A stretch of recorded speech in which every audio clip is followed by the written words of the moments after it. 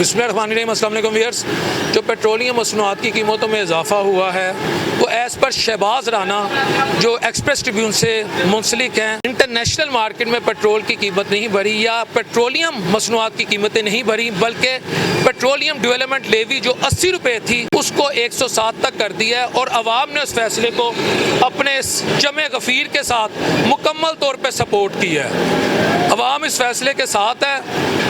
Prime minister साहब, अब आपने नहीं घबराना, ये अवाम इंशाल्लाह ताला शबाना रोज़ आपके हर फैसले पर सरे तस्लीम खम करेंगी। मैं एक निजी प्रोग्राम के सिलसिले में जा रहा था, लेकिन इस पेट्रोल पंप पर अभी आप ये देखें जिस तरह अवाम का रश है। गुज़िश्ता रात पेट्रोल और डीज़ल की प्राइसेस में 26 रुपये 77 पैसे इजाफा हुआ। अवाम का ये जो रश है, आपको जो जमे गफ़ीर नज़र आ रहा है और अवाम जिस तरह मुतमईन है, कोई परेशानी नहीं है, तो यकीन करें फिर हुकूमत अपने फैसलों में 100% दुरुस्त है। हुकूमत को फिर हम तनकीद का निशाना क्यों बनाएं जब अवाम अफोर्ड कर सकती है। हुकूमत को तो फिर यही नज़र आता है ना कि ये देखें अवाम माशाल्लाह मुतमईन है और सिर्फ कैमरे के आगे आकर बोलना मेरा ख्याल है वो ज़्यादती है।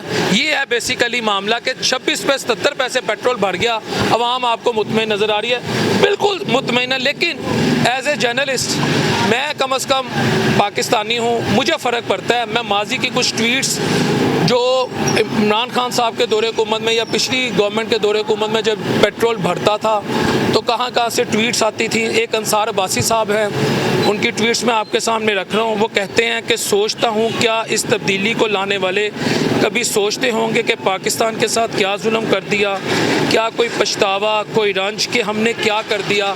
ये अंसार अब्बासी साहब की ट्वीट है जब माजी में पेट्रोल 3 रुपये 4 रुपये 5 रुपये पर लीटर भरा करता था। लेकिन अंसार अब्बासी साहब, आप यकीन करें जब हुकूमत अच्छा करती है मैं हुकूमत को सपोर्ट करता हूँ, जब हुकूमत बुरा करती है मैं फिर हुकूमत पे तनकीद करता हूँ। लेकिन क्या इस वक्त आम आदमी ये बर्दाश्त कर सकता है कि उसके साथ ये सब कुछ हो? ये मेरा आपसे सवाल है। फिर हमारे प्राइम मिनिस्टर साहब हैं, रिस्पेक्टेड प्राइम मिनिस्टर साहब हैं, उनकी मैं 3 ट्वीट्स आपके सामने रख देता हूँ। आप वो ट्वीट्स उनकी देख लीजिएगा और आप फैसला कर लीजिएगा कि इस वक्त शहबाज शरीफ साहब अपनी उन ट्वीट्स पर अमल क्यों नहीं कर रहे जो वो माजी में कहा करते थे। पहली ट्वीट उनकी ये है, PMLN demand a drastic cut in the prices of petroleum product including a reduction in the charges of utility bills. The price of petrol should be fixed at ₹50 पर लीटर। ये शहबाज शरीफ साहब की माजी की ट्वीट है पिछले दौरे हुकूमत में कि पेट्रोल की प्राइस 50 रुपये पर लीटर होनी चाहिए। ये है शहबाज शरीफ साहब की एक ट्वीट। फिर उनकी एक दूसरी ट्वीट है, वो भी मैं आपके सामने रख देता हूँ।